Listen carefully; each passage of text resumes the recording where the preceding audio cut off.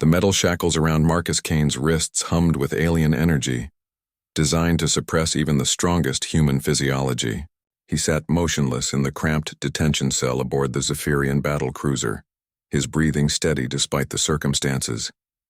The gray walls pulsed with bioluminescent veins that served as the ship's nervous system, monitoring his every heartbeat. 3 days had passed since his capture on the mining colony of Kepler 442b. The mission had been straightforward. Extract Dr. Sarah Chen and her research team before the Zephyrian hegemony could claim their breakthrough in quantum tunneling technology. What should have been a simple extraction had turned into a nightmare when an entire battle fleet materialized from hyperspace. Kane's team had fought valiantly. Rodriguez had held the western corridor until his ammunition ran dry. Thompson had provided sniper cover from the facility's tower until a plasma bolt found its mark. Chen and her team had made it to the extraction point, but Kane had stayed behind to buy them precious seconds. The last thing he remembered was the searing pain of a neural disruptor before everything went black. Now he found himself in the belly of the beast, surrounded by creatures that looked like a nightmarish fusion of insect and reptile. The Zephyrians stood 8 feet tall with chitinous exoskeletons that reflected the ship's dim lighting. Their compound eyes could perceive wavelengths far beyond human vision, and their mandibles clicked with each word they spoke in their harsh, guttural language. The cell door iris opened with a wet, organic sound. Commander Thrixtal entered, his ceremonial bioarmor marking him as high-ranking military. Behind him came what Kane assumed was a scientist, judging by the various scanning devices grafted into its forearms.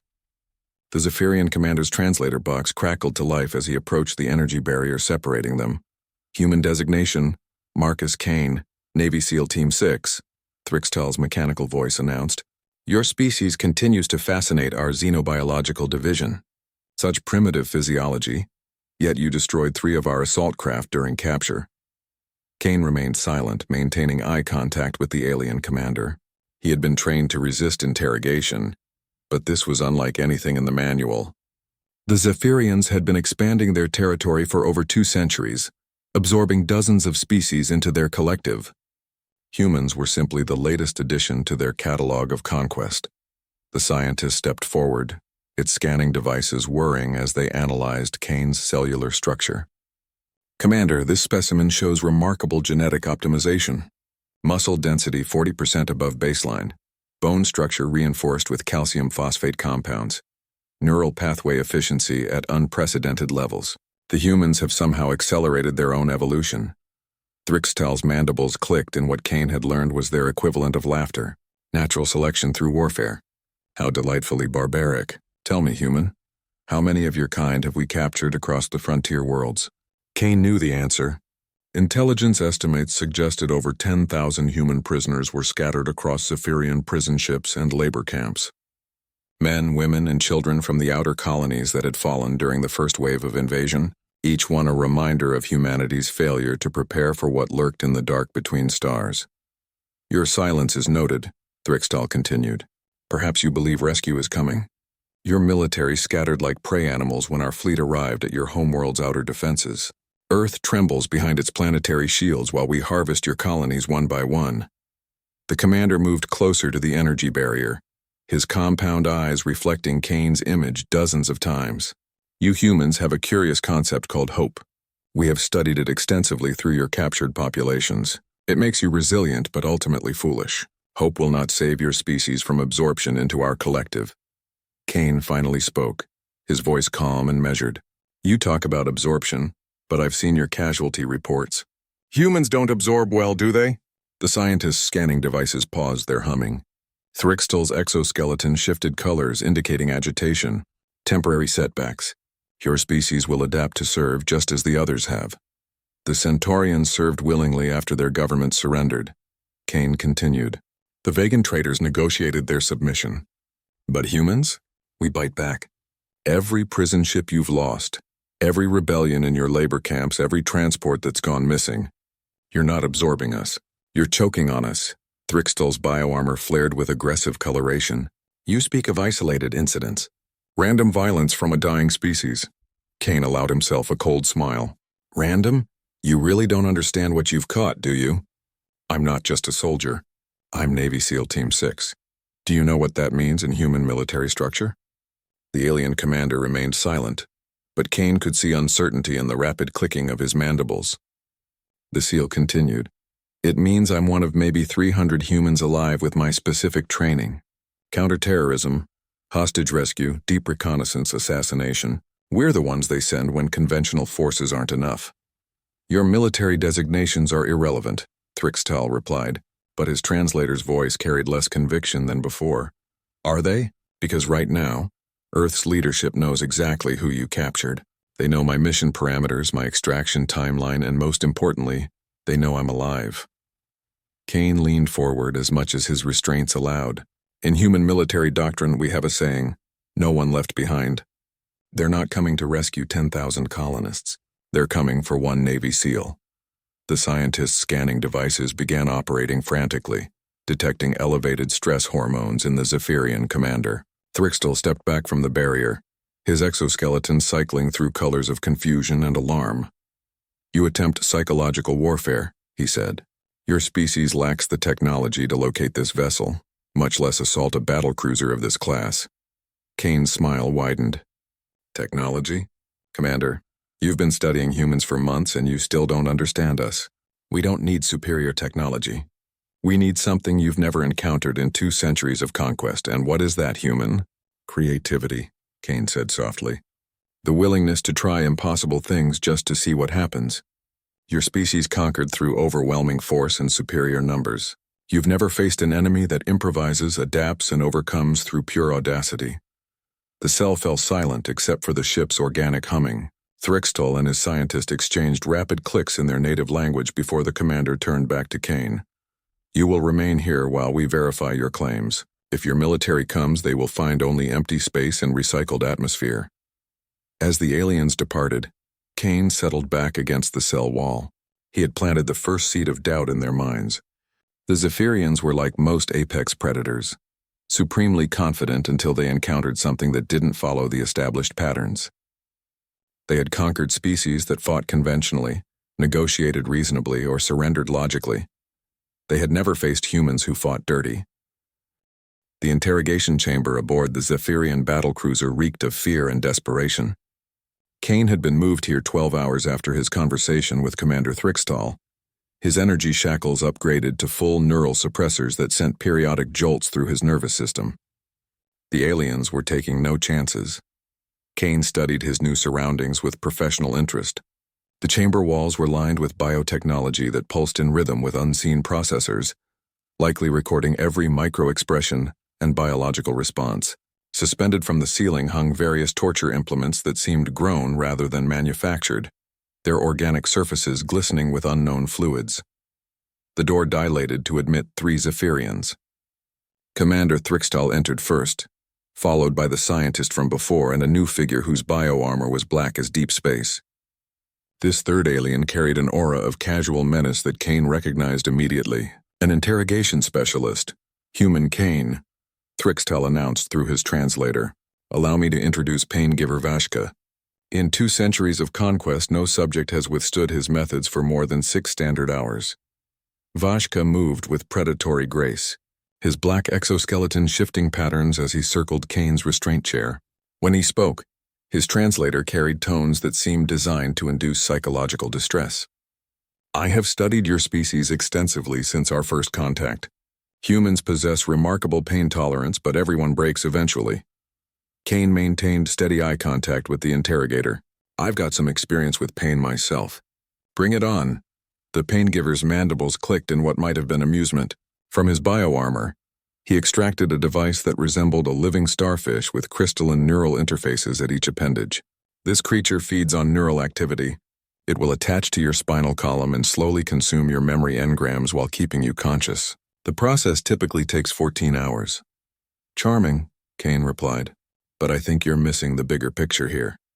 Thrixtal stepped forward. Explain. Kane shifted in his restraints, testing their give.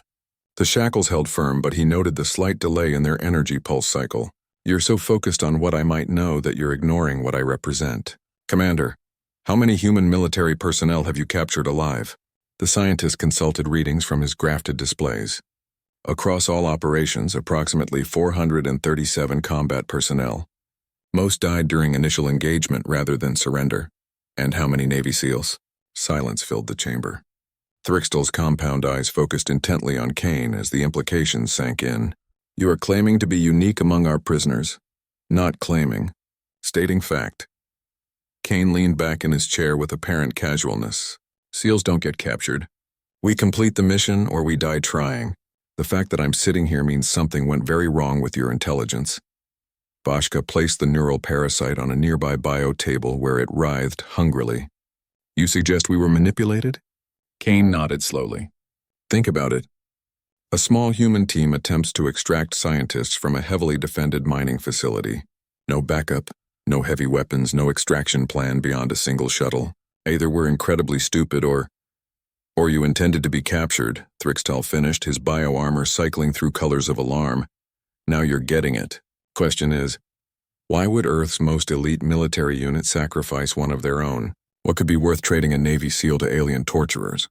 The three Zephyrians exchanged rapid communications in their clicking language. Kane caught enough to understand they were debating whether to begin immediate torture or investigate his claims. The scientist finally spoke up. If this is psychological manipulation, the human shows sophisticated understanding of our decision-making processes. Or, Kane continued, I'm telling the truth, and you've just realized you're holding something you were never meant to catch. Vashka retrieved his neural parasite, holding it close to Kane's face. The creature's appendages twitched toward the human's neural activity like metal shavings to a magnet. I will extract the truth regardless of your games. Kane didn't flinch from the writhing organism. Go ahead. But when you're sifting through my memories, pay special attention to my mission briefings, specifically the part about acceptable losses and operational expendability. The interrogator paused. Expendability? My team wasn't sent to Kepler 442b to save those scientists. We were sent to be captured. Every piece of intelligence in my head was carefully crafted to be discovered. False troop movements, fake research installations, fabricated defensive positions. When you download my memories, you'll learn exactly what Earth's military wants you to know. Thrickstall's exoskeleton shifted to deep red, indicating extreme agitation. This is impossible. Our intelligence networks are comprehensive. Human communications are primitive compared to our biotechnology. Kane smiled coldly. Your networks are comprehensive for species that think like you do. But humans, we've been lying to each other since we developed language. Deception is our specialty. The scientists' scanning devices were working frantically now, detecting elevated stress patterns from all three Zephyrians. Commander, his biometric readings suggest truthfulness, but that could be conditioned response training. There's one way to find out, Kane said. Use your parasite, download everything. But remember this moment when you realize every piece of strategic information in my head was designed to send your fleets exactly where Earth wants them. Vashka hesitated, the neural parasite squirming in his grip. If this is true, why reveal the deception? Because Phase 1 is already complete. You captured me 3 days ago. That's 3 days your command structure has been analyzing false intelligence and repositioning your forces accordingly. The damage is done. Kane looked directly at Commander Thrickstall. Your fleet is sitting in this system because my memory suggested it was strategically important. Right now your commanders are convinced this is where humanity will make its last stand. But there's nothing here. This is empty space with a failed mining operation. Then where? Thrickstall began. Where is Earth's real defensive line? Where are our hidden bases? Where is the research that will let us fight back? Kane's smile became predatory. That information isn't in my head, Commander. That information is somewhere your forces aren't. The chamber's bioluminescent walls pulsed faster, responding to the stress hormones being released by its occupants. Vashka's neural parasite had gone completely still, as if sensing the emotional turmoil in the room. You're bluffing, the pain giver said, but his voice lacked conviction. Kane shook his head. Navy SEALs don't bluff. We plan, we execute, and we adapt. Right now, while your intelligence analysts are poring over my fake memories, Earth's real forces are moving into position. Position for what? Thrickstall demanded. Kane's expression turned ice cold. To show the galaxy what happens when you capture a human called Reaper. The Zephyrian commander stepped back involuntarily. Reaper? That's my operational call sign, Commander. Guess your intelligence wasn't as comprehensive as you thought. Kane settled back in his restraints with the satisfaction of a man who had just played his ace. See? You made one critical error in your analysis of human psychology. You assumed I was afraid of being captured. The three aliens stood frozen as the implications crashed over them like a dark wave. I wasn't captured, Commander. I was delivered, and now the real mission begins. The emergency klaxons throughout the Zephyrian battlecruiser began wailing 6 hours after Kane's revelation. Red bioluminescent warnings pulsed through the ship's organic corridors as crew members scuttled to battle stations. From his cell, Kane could hear the chittering panic in their alien voices as reports flooded the communication channels. Commander Thrixtall burst into the detention area, his bioarmor cycling through rapid color changes that indicated extreme stress.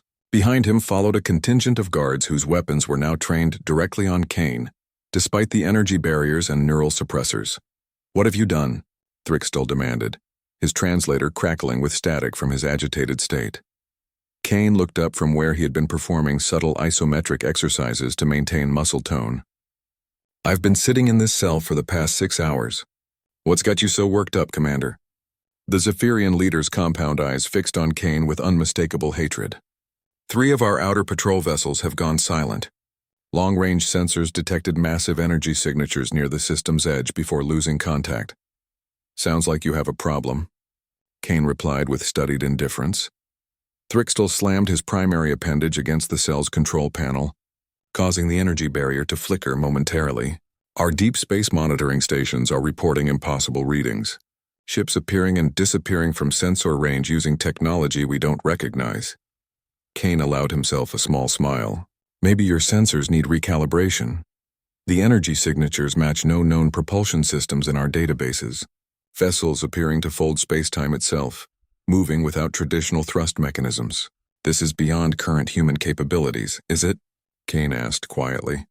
The question hung in the air like a toxin. Thrixtall stepped closer to the barrier, his bioarmor shifting to the deep purple that indicated dawning comprehension mixed with terror. "The quantum tunneling research.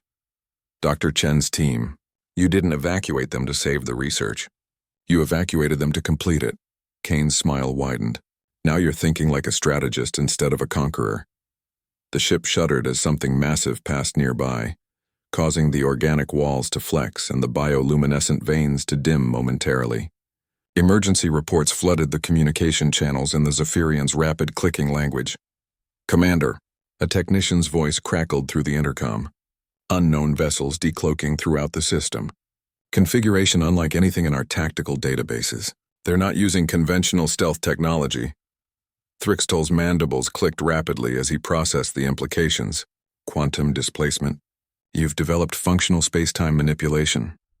"We've had the theory for decades," Kane confirmed. "Dr. Chen just figured out how to make it practical. Turns out all we needed was the right motivation." Another technician's voice interrupted. "Sir, the unknown vessels are broadcasting on human frequencies. They're requesting to speak with someone called Reaper." Kane stood up slowly, his movements precise despite the neural suppressors. "I think that's my cue, Commander." "You will remain silent," Thrixtall ordered. But his voice carried none of its earlier authority. Kane ignored him and spoke toward the cell's monitoring systems. "This is Chief Petty Officer Marcus Kane, callsign Reaper, serial number 44792 Alpha. I am alive and unharmed aboard a Zephyrian battlecruiser. Coordinates." He rattled off the ship's position with casual precision. Thrixtall lunged toward the barrier controls, but Kane's voice cut through his panic. "Commander, I wouldn't do that. Right now, I'm the only thing standing between your crew and a very unpleasant demonstration of human creativity." The ship shuddered again, more violently this time. Through the bioluminescent walls, Kane could see the shadows of massive objects moving past the cruiser. The Zephyrian crew's chittering had reached a fever pitch of terror. "Commander Thrixtall," a new voice came through the intercom. This one was human, calm, and professional. "This is Admiral Sarah Chen of the Earth Defense Force vessel Prometheus. You are holding one of our people." Thrixtall's exoskeleton went completely white, the Zephyrian equivalent of shock. Dr. Chen was a civilian researcher. Kane chuckled.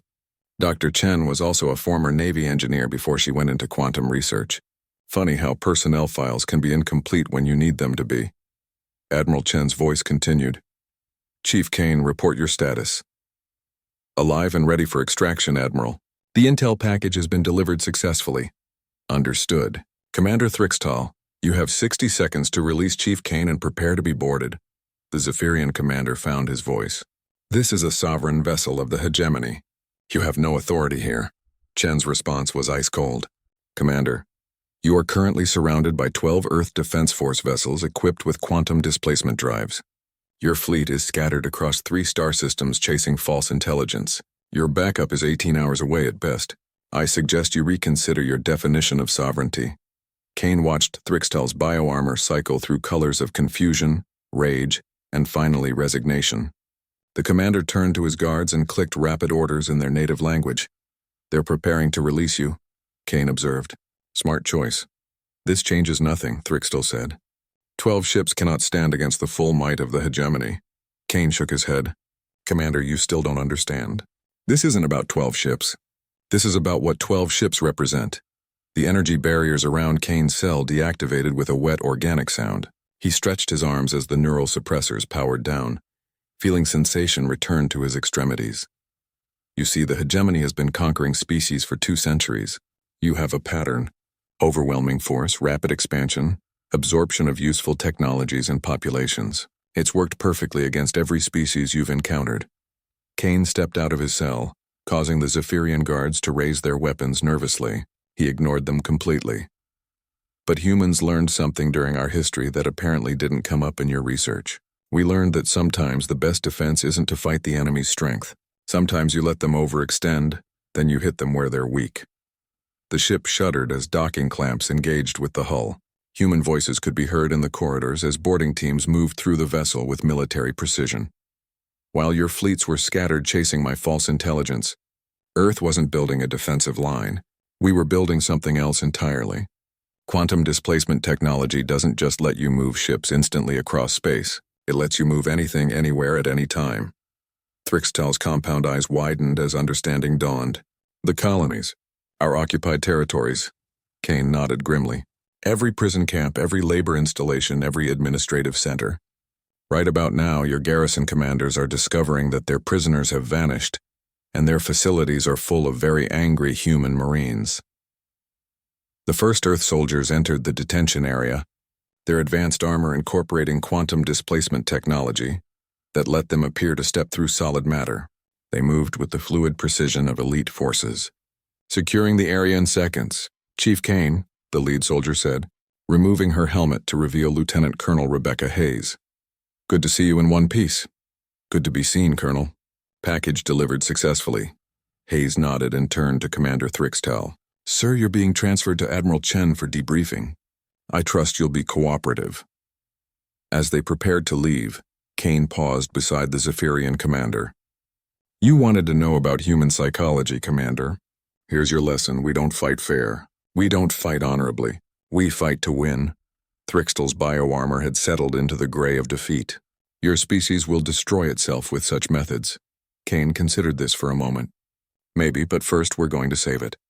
And if that means becoming the monsters that monsters fear, then that's what we'll become. As the human forces escorted Kane toward the docking bay, the ship's communication systems crackled with reports from across Zephyrian space. Facilities compromised, garrisons neutralized, entire occupation fleets finding themselves suddenly isolated and outnumbered. The galaxy had taken a Navy SEAL prisoner. Now it was learning what happened when you made humans angry enough to get creative. The command deck of the Earth Defense Force vessel Prometheus buzzed with controlled energy as Kane materialized on the quantum displacement pad. The technology still felt surreal, even after months of training. One moment he was aboard an alien battlecruiser. The next he stood in the heart of humanity's most advanced warship. Admiral Sarah Chen turned from the holographic tactical display that dominated the center of the bridge. In the 3 days since his capture, she had transformed from the quiet researcher he remembered into something harder, more focused. Command suited her, but Kane could see the weight of command in the lines around her eyes. Welcome aboard the Prometheus, Chief Kane, she said formally. Then her expression softened slightly. It's good to have you back, Marcus. Kane snapped a crisp salute. Thank you, Admiral. Status report? Chen gestured to the tactical display where dozens of red markers indicated Zephyrian positions across 3 star systems. Many were flashing, indicating active combat operations. Operation Reaper has exceeded all projections. In the past 6 hours, we've liberated 47 prison facilities, neutralized 12 garrison fleets, and recovered over 8,000 human prisoners. Casualties? Kane asked, though he dreaded the answer. Minimal on our side. The quantum displacement technology has been a game changer. We can insert strike teams directly into secured facilities, bypass their defenses entirely. The Zephyrians simply aren't equipped to fight an enemy that can appear anywhere without warning. Kane studied the display, noting the strategic positioning of human forces. This is more than a rescue operation. You're dismantling their entire occupation infrastructure. Chen nodded grimly. We had one chance to catch them off guard. The moment they adapt their tactics, our advantage diminishes. We needed to hit them everywhere at once, too fast for their command structure to respond effectively. A communications officer interrupted from his station. Admiral, incoming priority transmission from the Hegemony fleet. They're requesting immediate ceasefire negotiations. Put it through, Chen ordered. The main view screen activated, showing Supreme War Master Cathmore, the Zephyrian military leader whose bioarmor bore the scars of 100 conquests. His compound eyes fixed on Chen with obvious hatred, but Kane could detect underlying notes of desperation in his posture. Human Admiral. Cathmore's translator crackled. You have conducted unprovoked attacks against sovereign hegemony territories. We demand immediate cessation of hostilities. Chen's expression remained neutral. War Master, you invaded human space, captured our citizens, and established prison camps throughout our frontier worlds. I would hardly call our response unprovoked. Your forces are using illegal displacement technology to conduct terrorism against civilian installations. Kane stepped forward, entering the view screen's field of view. Cathmore's reaction was immediate and visceral, his bioarmor cycling through colors of recognition and fear. Hello, War Master, Kane said casually. Remember me?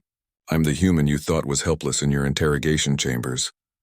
Cathmore's mandibles clicked rapidly. Reaper, the intelligence we extracted from you was fabricated, every bite of it. While your analysts were studying my false memories, real human forces were moving into position. You spent 3 days chasing ghosts while we liberated your prisoners and dismantled your occupation force. The War Master's bioarmor shifted to deep red. You have won a single engagement through deception. The full might of the hegemony will crush your species. Admiral Chen leaned forward. War Master, let me explain something about human military doctrine. We don't fight wars to win battles. We fight wars to win wars. Your occupation infrastructure has been crippled. Your garrison fleets are scattered and isolated. Your command and control networks have been compromised by quantum insertion teams, Kane added. And that's just Phase 1. The statement hung in space like a weapon. Cathmore's exoskeleton went pale as he processed the implications. Phase 1? The War Master asked. Chen touched a control on her command chair, and the tactical display shifted to show a wider view of Zephyrian space. Red markers indicated major fleet concentrations, manufacturing centers, and administrative hubs. Operation Reaper had 3 phases, War Master.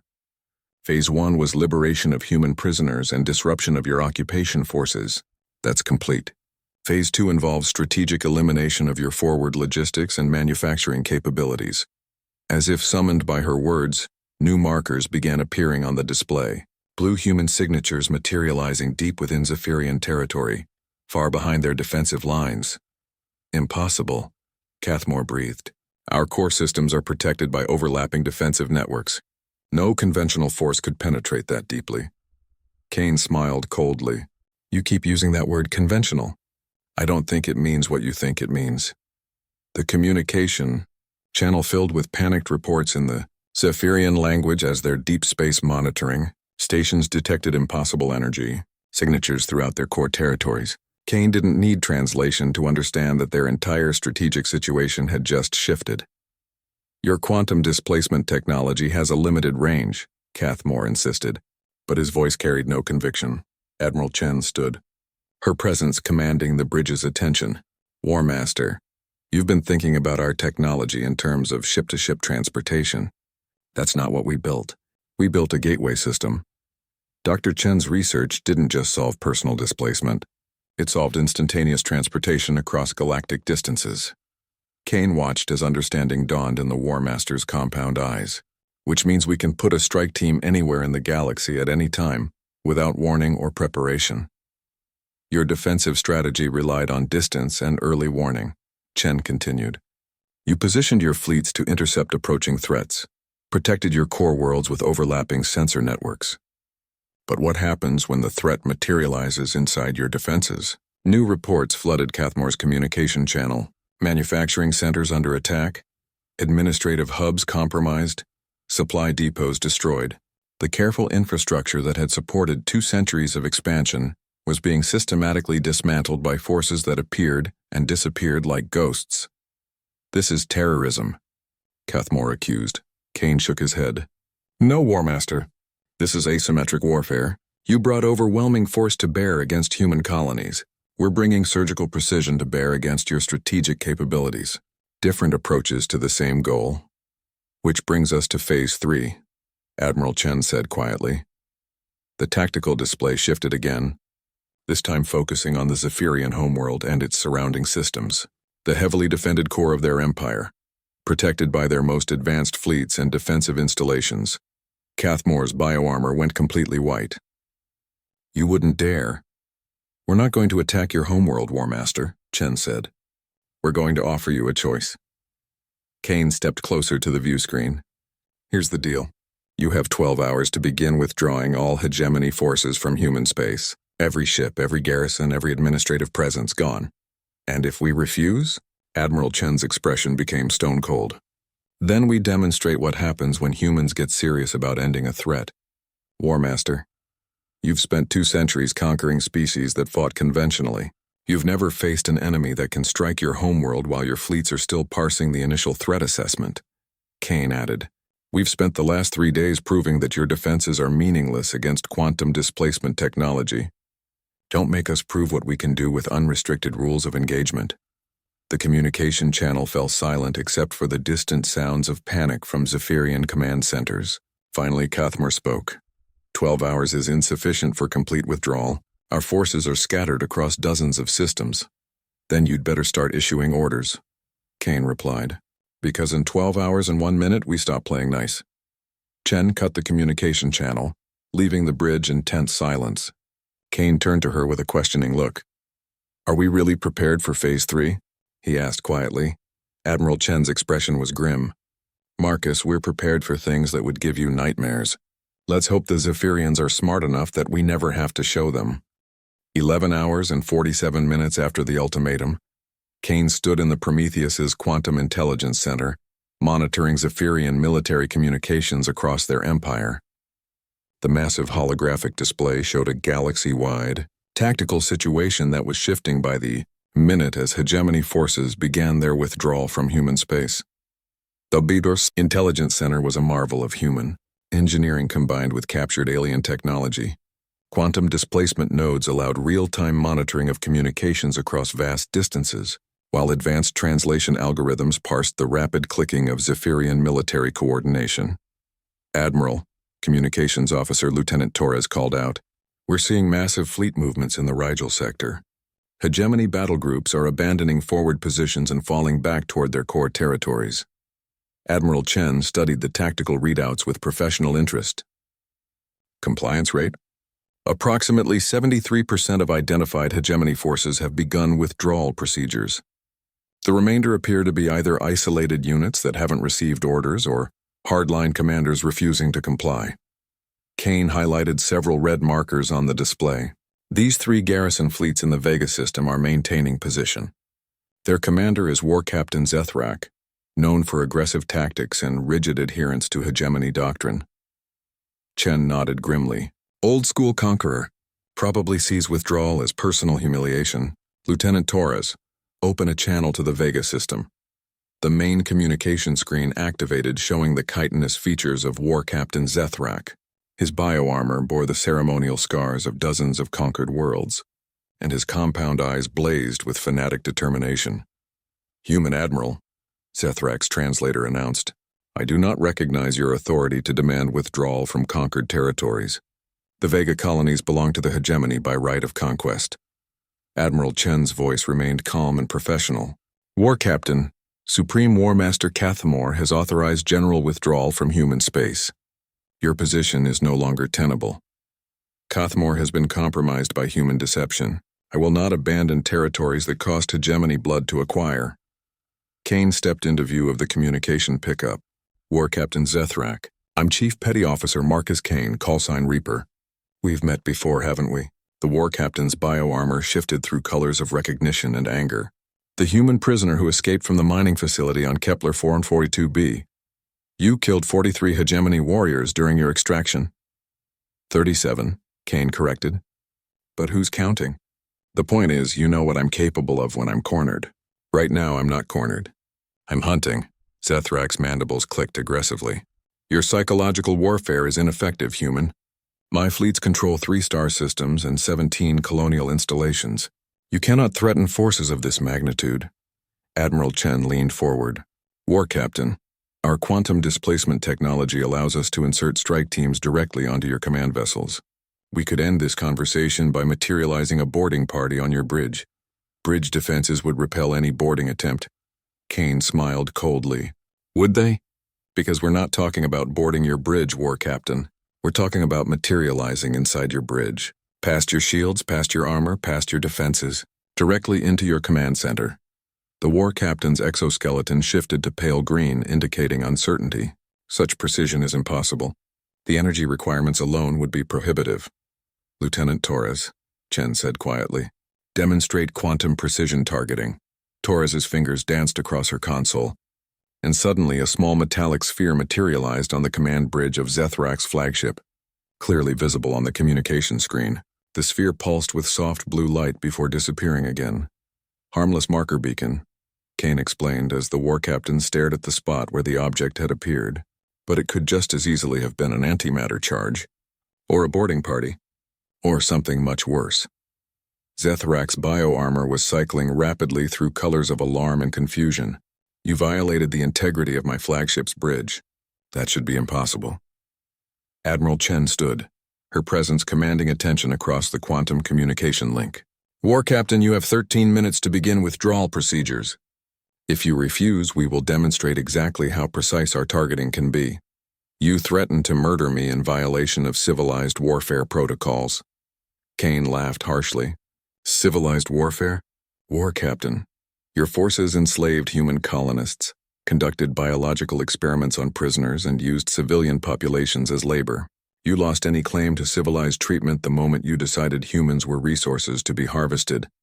Besides, Admiral Chen added, we're not threatening to kill you. We're threatening something much worse. The War Captain's compound eyes focused intently on the screen. Explain. Kane activated a secondary display showing detailed intelligence files. War Captain Zethrak, age 57 standard years. Veteran of 32 conquest campaigns. Notable for personal combat skills and adherence to traditional hegemony values. Currently maintaining fleets in the Vega system despite direct orders to withdraw. Your intelligence files are incomplete. Are they? Kane highlighted specific entries in the file. Bonded to Clutch Mother Yithna, genetic contributor to 7 offspring currently in military academy on the hegemony homeworld. Extended family includes 36 relatives serving in various military and administrative positions. Zethrak's bioarmor went completely white. You would not dare threaten non-combatants. Admiral Chen's expression became ice cold. War Captain, quantum displacement technology works both ways. We can insert people anywhere in the galaxy. We can also extract them. Right now, strike teams are standing by at dimensional coordinates that would place them directly in the living quarters of your family. That would be an act of terrorism against innocent civilians. Kane shook his head. No, War Captain. That would be taking hostages, just like you've been doing with human civilians for months. The difference is, we're offering you a choice. Withdraw your forces and your family remains safe. Refuse, and they join the ranks of prisoners of war. The communication channel filled with the sound of rapid clicking as Zethrak consulted with his subordinates. Kane could see the internal struggle playing out across the War Captain's exoskeleton as colors shifted between determination and fear. You have placed me in an impossible position, Zethrak finally said. Admiral Chen leaned forward. War Captain, there's nothing impossible about this position. You're a military commander faced with a tactical situation that requires adaptation. Your enemy has demonstrated superior technology and strategic positioning. The logical response is strategic. Withdrawal to defensive positions. I cannot abandon conquered territories without authorization from the War Council. Kane highlighted another section of the intelligence display. War Captain, according to our analysis, you have sufficient autonomy under hegemony military doctrine to conduct tactical withdrawals in the face of overwhelming enemy superiority. You don't need permission to retreat when the alternative is annihilation. My forces are not threatened with annihilation. Admiral Chen touched a control on her command chair, and the tactical display expanded to show the broader strategic situation. Red markers indicating hegemony positions were steadily diminishing as forces across human space began their withdrawal. War Captain, look at the strategic situation. Your forces are isolated. The nearest hegemony reinforcements are 18 hours away at best. Meanwhile, human forces equipped with quantum displacement technology can materialize anywhere in your territory without warning. You're not conducting a defense. You're conducting a suicide mission, Kane added, and dragging your family into it. The War Captain's bioarmor settled into the deep blue of resignation. If I comply with your demands, what assurance do I have that my family will remain unharmed? You have my word as a Navy SEAL, Kane replied. We don't make war on families, War Captain. We make war on those who threaten ours. Admiral Chen nodded. War Captain, initiate withdrawal procedures for all forces under your command. Complete evacuation within 6 hours. Do this and your family remains safe. The communication channel fell silent for long moments. Finally, Zethrak spoke in a voice heavy with defeat. Fleet Command, this is War Captain Zethrak. Initiate Protocol 7. All forces are to begin immediate withdrawal from the Vega system. Target destination, Hegemony Core Territories. Kane watched as the tactical display updated in real time, showing Zethrak's fleets beginning their retreat. Thank you, War Captain. You made the right choice. As the communication ended, Admiral Chen turned to Kane. Think he'll honor the withdrawal? Kane studied the tactical readouts showing hegemony forces across multiple systems beginning their retreat. He will. Zethrak is old-school military. Once he gives an order, he follows through. And the others? Kane's expression became grim. The smart ones will withdraw. The fanatics will force us to demonstrate Phase 3. Admiral Chen nodded slowly. Then we'd better prepare for demonstration. Because in 47 minutes, someone's going to learn what happens when humans stop playing by the rules. The countdown timer on the Prometheus's main display read 0. 12 hours had passed since the withdrawal ultimatum, and 3 hegemony garrison fleets remained in human space, their commanders having chosen defiance over compliance. Kane stood beside Admiral Chen in the ship's Quantum Operations Center, a chamber filled with technology that would have seemed like magic just months earlier. The walls hummed with dimensional energy as technicians prepared to demonstrate why humanity had earned the right to dictate terms to a galactic empire. Final status report. Chen ordered. Lieutenant Torres consulted her displays. 87% of hegemony forces have completed withdrawal from human space. 3 holdout fleets remain. War Captain Moloch in the Centauri system, Battle Commander Vexithai in the Wolf sector, and Garrison Master Threx in the Barnard system. Kane studied the tactical readouts. All 3 are fanatics. Moloch has never retreated from any engagement in 40 years of service. Vexithai believes humans are barely evolved animals that need hegemony guidance. Threx thinks this whole situation is a temporary setback that superior firepower can resolve. Admiral Chen nodded grimly. Then they're about to receive an education in human problem-solving. Activate Operation Prometheus. The Quantum Operations Center came alive with activity as technicians began implementing protocols that had been developed in absolute secrecy. Kane watched displays showing dimensional coordinates, energy calculations, and target acquisitions that defied conventional understanding of space and time. What exactly is Operation Prometheus? Kane asked quietly. Chen's expression was stone cold, something we hoped we'd never have to use. Dr. Chen's quantum research didn't just solve transportation, Marcus. It solved weaponization of dimensional space itself.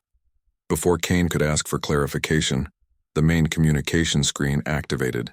Supreme War Master Cathmore appeared, his bioarmor cycling through colors of extreme agitation. Human Admiral, Cathmore's translator crackled urgently. Our deep space monitoring stations are detecting massive dimensional anomalies throughout hegemony space. What are you doing? Admiral Chen turned to face the screen with calm professionalism. War Master, we provided clear terms for withdrawal. Some of your commanders chose not to comply. We're now demonstrating the consequences of that choice. The energy readings are off all known scales. Our scientists estimate you're manipulating space-time itself on a planetary level. Kane stepped into view. War Master, remember when I told you that humans fight to win wars, not battles? This is what winning a war looks like. The Quantum Operations Center's main display shifted to show real-time feeds from the 3 holdout systems. Kane watched as the impossible began to unfold across multiple star systems simultaneously.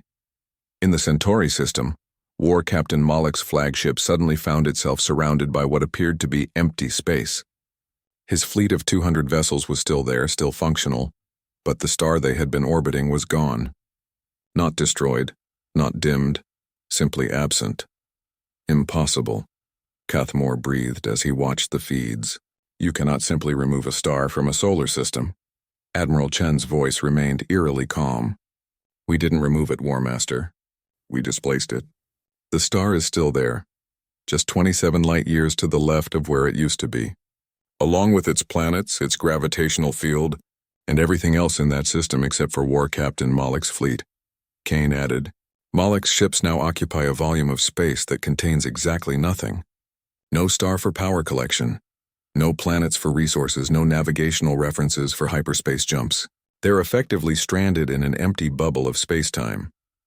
The tactical display shifted to the Wolf sector, where Battle Commander Vexthai's forces were experiencing their own impossible situation. Their fleet remained intact, but every planet in the system had been replaced with identical copies of a barren, airless rock. Dimensional multiplication, Chen explained, as Cathmore stared at the readings. We took one dead planet and created 17 identical copies, replacing every world in that system. Vexthai's forces are now orbiting resources that don't exist, defending colonies that have been erased from reality. The third display showed the Barnard system, where Garrison Master Threx was discovering that his heavily fortified command station was no longer in the same dimension as the rest of his fleet. His vessels could see the station on their sensors, but they couldn't reach it. It existed in a parallel dimensional space, visible but untouchable. Dimensional phase shifting, Kane observed. Threx can watch his fleet, but he can't command them. They can see him, but they can't receive orders. Effectively, we've made their command structure irrelevant. Cathmore's bio-armor had gone completely colorless, indicating shock beyond the ability to process. This is beyond warfare. This is manipulation of reality itself. Admiral Chen leaned forward. War Master, your empire conquered 67 species through superior firepower and tactical doctrine. You established dominance by demonstrating overwhelming force. We're simply applying the same principle on a scale your species hasn't encountered before. You're threatening the fundamental structure of space-time. Kane shook his head. We're not threatening it. We're controlling it. There's a difference. The communication channel filled with panicked reports as hegemony command centers across the galaxy detected the dimensional anomalies. The 3 holdout fleets were now completely isolated, stranded in pockets of manipulated space-time that rendered their military capabilities meaningless. What do you want? Cathmore asked, his voice heavy with defeat. Admiral Chen stood, her presence commanding the attention of everyone in the Quantum Operations Center. Complete withdrawal of all hegemony forces from human space within 6 hours. Formal recognition of human territorial sovereignty. Establishment of diplomatic protocols for future interactions. And if we refuse? Kane activated a new display, showing dimensional coordinates for the Zephyrian homeworld. War Master, we've demonstrated what we can do to isolated fleets. Would you like us to demonstrate what we can do to entire star systems? Cathmore's compound eyes fixed on the readings with obvious terror. You would not dare attack our homeworld. We wouldn't have to attack it, Chen replied. We could simply move it. Displace your entire solar system to a location where your empire couldn't find it. Instant isolation from your galactic infrastructure, Kane added. Or we could get creative. Replace your homeworld with a copy that exists 17 minutes in the past. Imagine trying to run an empire when your command center is perpetually out of sync with the rest of reality. The War Master's bioarmor was cycling rapidly through colors of panic and desperation. These abilities, they make your species too dangerous to exist freely in the galaxy. Admiral Chen's expression became ice cold. War Master, that sounds remarkably like a threat. Are you suggesting the hegemony intends to pursue genocidal policies against humanity? No, Cathmore said quickly. I merely observed that such power carries inherent risks. Kane stepped closer to the communication pickup. War Master, let me make something crystal clear. We didn't develop this technology because we wanted to play God with space-time. We developed it because your empire decided to make slaves of our people. Every impossible thing you've witnessed today exists because you forced us to become something more dangerous than you. The responsibility for this escalation lies entirely with the hegemony's decision to treat humans as resources rather than equals, Chen added. If you want to avoid further demonstrations, the solution is simple. Leave us alone. Cathmore was silent for long moments, his exoskeleton shifting through colors of resignation and fear. Finally he spoke. The hegemony formally withdraws all claims to human space. We will establish diplomatic protocols for future contact and recognize human territorial sovereignty. And the 3 holdout fleets will receive immediate orders to withdraw. All remaining hegemony forces will be clear of human space within 4 hours. Admiral Chen nodded. Excellent. War Master, we'll restore normal space-time to the affected systems once your forces have completed withdrawal.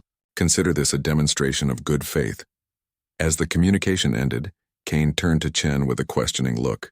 Can we actually restore those systems? Chen smiled grimly. Of course.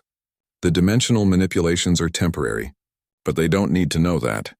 Kane studied the tactical displays showing the impossible situations they had created. How long did we have this capability?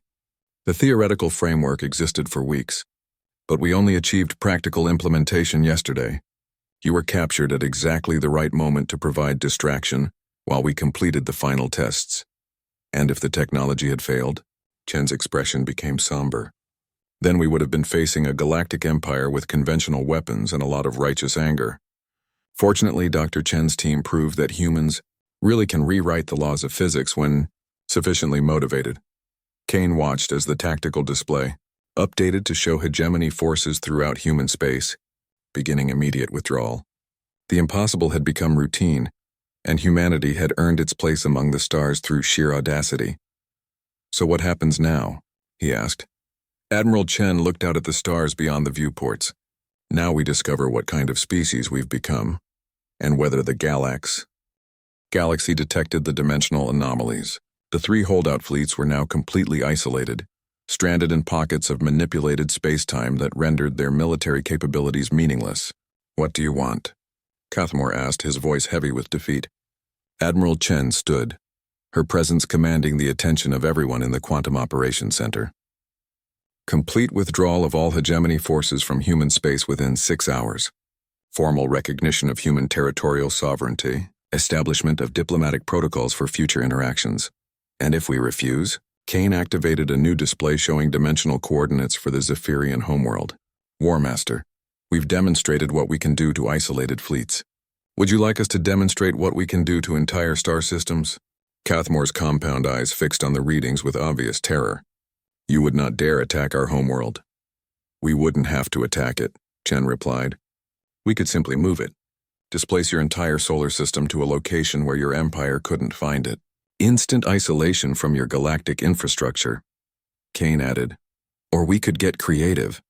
Replace your homeworld with a copy that exists 17 minutes in the past. Imagine trying to run an empire when your command center is perpetually out of sync with the rest of reality. The War Master's bioarmor was cycling rapidly through colors of panic and desperation. These abilities, they make your species too dangerous to exist freely in the galaxy. Admiral Chen's expression became ice cold. War Master, that sounds remarkably like a threat. Are you suggesting the hegemony intends to pursue genocidal policies against humanity? No, Cathmore said quickly. I merely observed that such power carries inherent risks. Kane stepped closer to the communication pickup. War Master, let me make something crystal clear.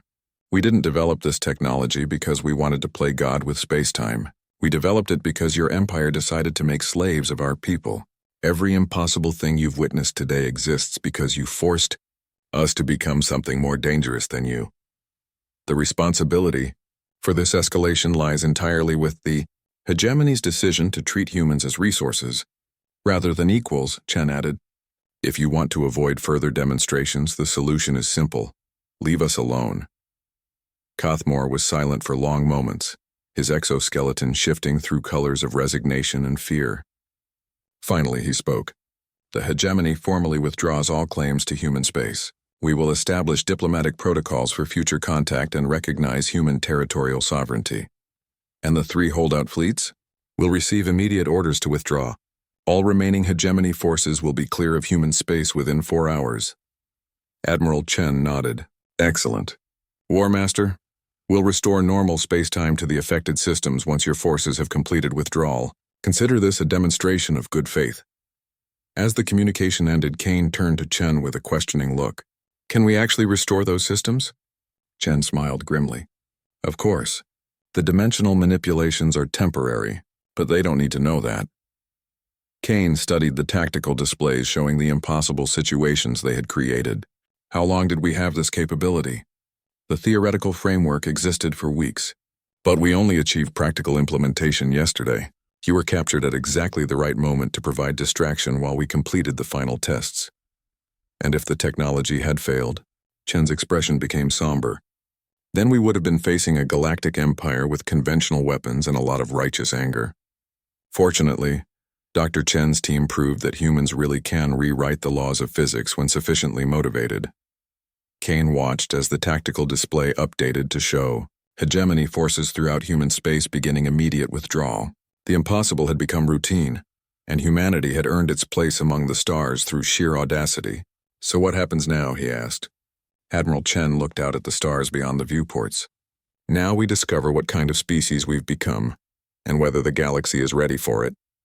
6 months after Operation Prometheus, Kane stood in the observation deck of the newly constructed Earth Diplomatic Station, watching as representatives from 17 different species arrived for the first Galactic Security Council meeting. The station orbited at the edge of human space, a deliberate choice to demonstrate both strength and restraint. The diplomatic station itself was a marvel of human engineering enhanced by quantum technology. Its modular design allowed sections to exist in different dimensional phases, accommodating species with incompatible environmental requirements while maintaining unified communication and transportation systems. Admiral Chen, now serving as Earth's first galactic ambassador, joined Kane at the observation window. Her uniform bore new insignia representing humanity's unexpected role as a stabilizing force in galactic politics. Nervous? She asked, watching as the distinctive bioship of the Zephyrian delegation docked with the station. Kane shook his head. Curious. 6 months ago, we were refugees fighting for survival. Now we're hosting peace negotiations between species that have been at war for centuries. The irony wasn't lost on either of them. Humanity's demonstration of dimensional manipulation technology had created a power vacuum in galactic politics. The Zephyrian hegemony's withdrawal from occupied territories had triggered independence movements across dozens of worlds, while other expansionist powers found themselves reconsidering their strategies in light of humanity's capabilities. The Altarian collective representatives arrived this morning, Chen reported. They're requesting human mediation in their territorial dispute with the Crystalline Consortium. Apparently, our reputation for creative problem-solving has spread. Kane watched as a sleek vessel bearing Altarian diplomatic markings moved toward the docking bays. How many species have requested our intervention now? 14 active requests for mediation, 23 requests for protection guarantees, and 47 applications for trade agreements involving quantum technology licensing. Chen's expression showed the weight of unexpected responsibility. We've gone from fighting for our survival to being seen as galactic peacekeepers. The irony was staggering. Humanity had developed reality-warping technology as a weapon of last resort, only to discover that the mere existence of such power made actual warfare increasingly obsolete. Why fight a war when your opponent could simply relocate your entire star system to an empty region of space? Ambassador Chen, came a voice from the station's communication system. The Zephyrian delegation is requesting permission to board. Supreme War Master Cathmore wishes to speak with you privately. before the formal sessions begin. Chen straightened her diplomatic uniform. Send him to conference room 7. Chief Kane, would you join me? I suspect our Zephyrian friends want to discuss more than trade agreements. Conference room 7 was designed for interspecies diplomacy, with environmental controls that could accommodate a wide range of atmospheric requirements. When they arrived, Supreme War Master Cathmore was already waiting, his bio-armor displaying the neutral colors of formal diplomatic engagement. Ambassador Chen, Cathmore said through his translator, I appreciate your willingness to meet privately. There are matters that require discussion away from the other delegations. Kane remained standing near the door, his presence a subtle reminder of the events that had brought them to this point. War Master, you're looking well for someone whose empire recently lost half its territory. Cathmore's compound eyes focused on Kane with what might have been respect. Chief Kane, or should I say Reaper? Your reputation has spread throughout hegemony space. Many of our military academies now teach courses on your tactical innovations. Flattering. But I doubt you requested this meeting to discuss curriculum development. Chen gestured for the War Master to continue. What's on your mind, Cathmore? The Zephyrian leader's bio-armor shifted to deep blue, indicating serious concern. Ambassador, the galactic balance of power has shifted dramatically since your species demonstrated dimensional manipulation capabilities. The hegemony's withdrawal from occupied territories has created power vacuums that other species are rushing to fill. That sounds like a natural process, Chen observed. Former colonies establishing independence, new trade relationships forming. Democracy in action. Democracy is a luxury that requires stability, Cathmore replied. 3 former hegemony territories are now experiencing civil wars. The Andorian Empire has begun expanding into systems we abandoned. Pirates and raiders are attacking shipping lanes that our fleets once protected. Kane crossed his arms. So you want us to help you maintain order in regions you used to occupy? That's remarkably bold, even for a Zephyrian. I want to prevent a galactic war that could consume millions of worlds, Cathmore said firmly. The hegemony maintained stability through strength. With our forces withdrawn, that stability is collapsing. Unless some other power steps in to maintain order, Chen leaned forward. You're suggesting that humanity should become the new galactic police force?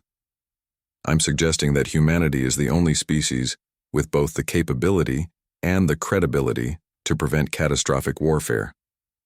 Your quantum technology makes traditional military conquest obsolete, but more importantly, you've demonstrated restraint in its application. Kane found himself surprised by the admission. Restraint? Cathmore's bio-armor shifted to what Kane had learned was the Zephyrian equivalent of respectful acknowledgement. Chief Kane, your species could have destroyed the hegemony fleet when we refused initial withdrawal. Instead, you created dramatic but reversible demonstrations of power. You showed mercy to an enemy that had shown you none. The War Master turned to Chen. Ambassador, 17 species have requested human intervention in territorial disputes. 4 others have asked for protection from aggressive neighbors.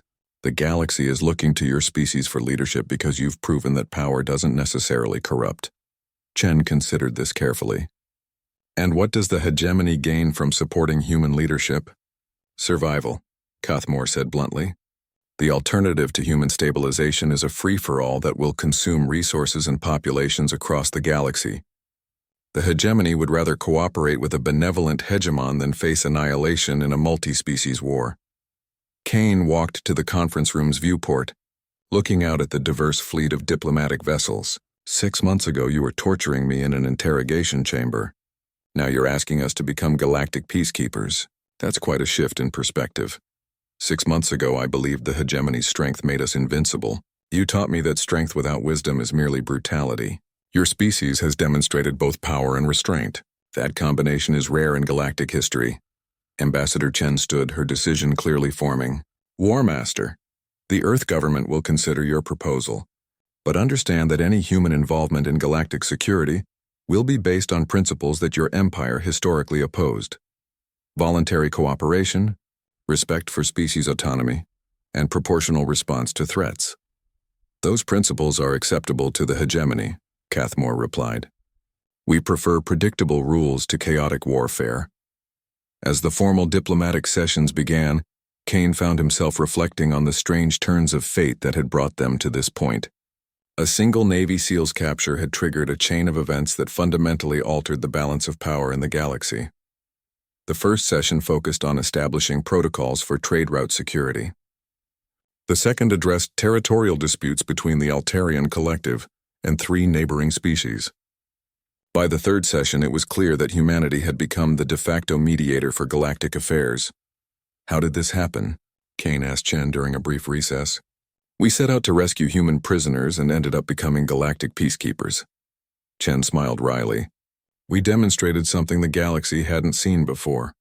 The ability to project overwhelming force while choosing not to use it.